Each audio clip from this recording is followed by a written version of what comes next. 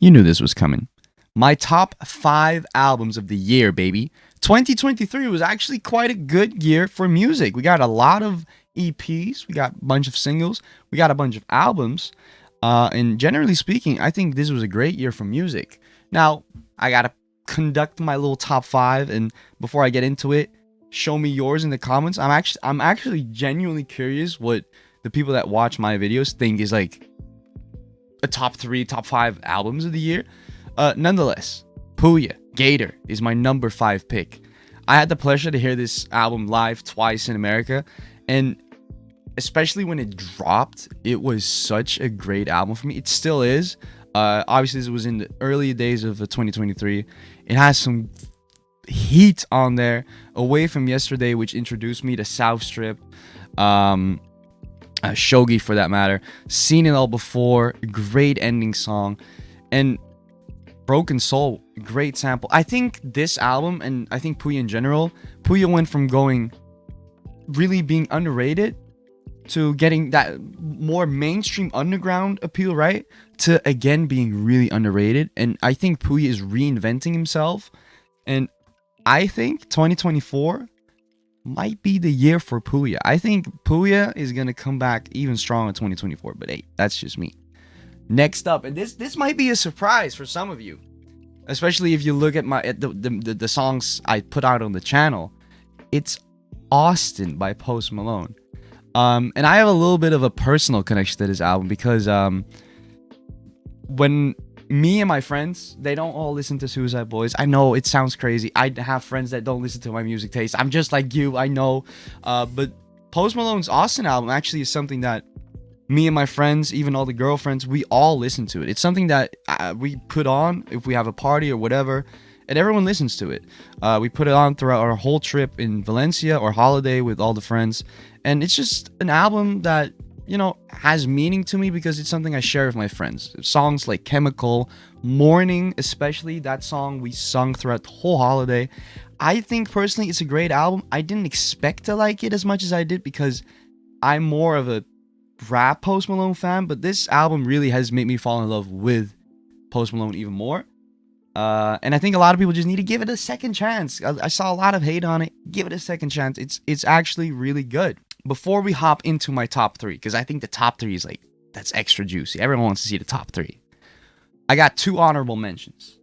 Now, first off, JPEG Mafia and Danny Brown, Scaring the Host. Now, this probably would have been higher up, if not in my top 5, if I had more time with it. And now I see you typing, bro, this dropped like in March. I know, but I wanted to make a video on it. I never did, so I postponed listening to it. I didn't want to listen to it before the video. So I never really... I just started listening to it recently, so I don't have enough time with it. Second honorable mention, and shout out to this man, because I fucking love this man. It's Tara Reid's Hot Vodka 2. I think this album was a great step up from the first. I know there's a lot of people that don't agree with me. They think the first one is better. I think the first one had some really iconic moments, but this one's longer. This one has more stuff to it. And funny enough, one of my favorite songs off the album is the song that is like an odd one out there, Medicine. The slower song, the more singing song, the more emotional song. That's probably my favorite song off the whole album. And I think Terry just is one of those rappers that just brings a lot of fun to the table, to an underground scene where a lot of stuff is already being done. And to me, Terry Reid is a breath of fresh air within the underground. Check it out. Please do. If you... All right, we're getting to the good stuff now. Top 3. The third in my top 5 is Ryan Caravello with Trouble in Paradise. I've mentioned this a couple times on Instagram. I've mentioned this in a video we did on him.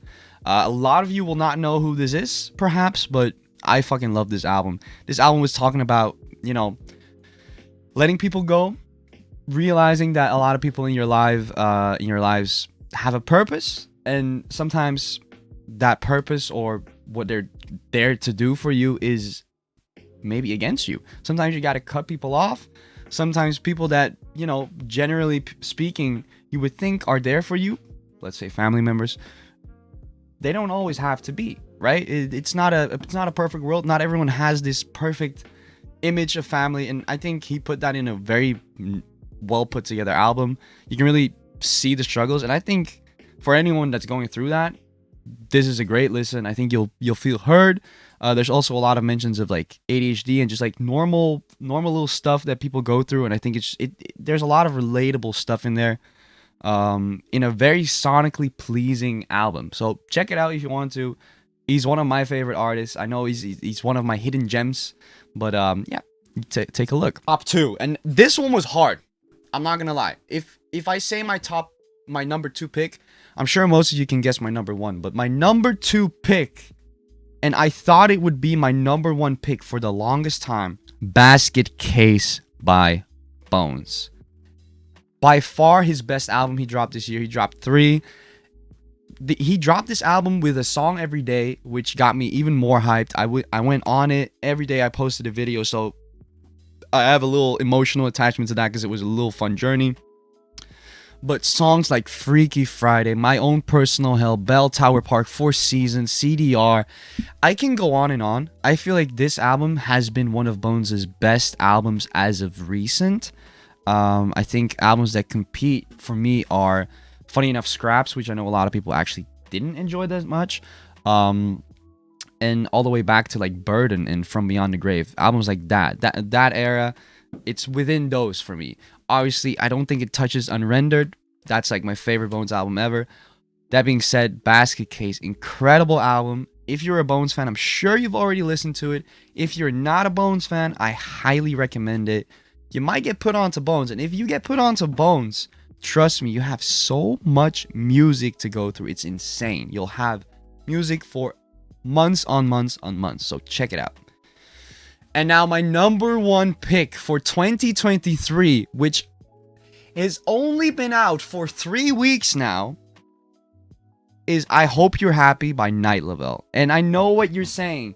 How can an album that dropped on December 8th be your favorite album? And I didn't want to put it here.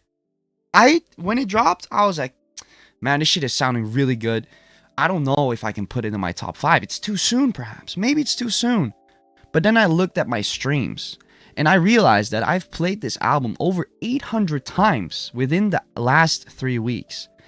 It has been insane how much I listened to this album. And just going from front to back, listening to it, it made me realize that if you really like an album, you can tell within the first 2 to 3 weeks if it's one of your favorites. You can really tell.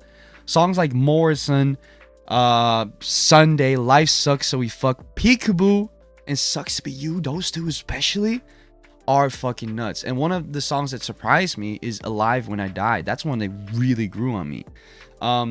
This album was well worth the wait. Obviously, it takes around 2 years for Night Level to drop an album, but I think personally that this could very well be his best album. I know a lot of people are not ready for that debate yet. It's you could say I have recency bias, but I've tried to objectively think, and I saw the numbers, and it's my most listened album this year.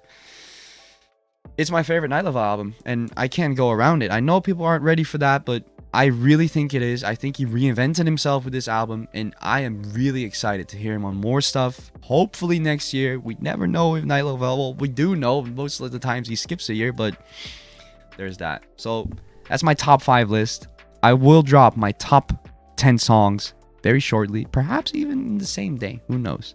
But check all these albums out if you want. If you trust me with my music, if you follow me, you think this guy kind of knows something, give these albums a listen. Let me know if they suck. Let me know if you like them.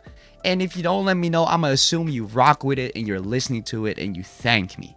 No problem. I will see you soon with my top song list. Let's go.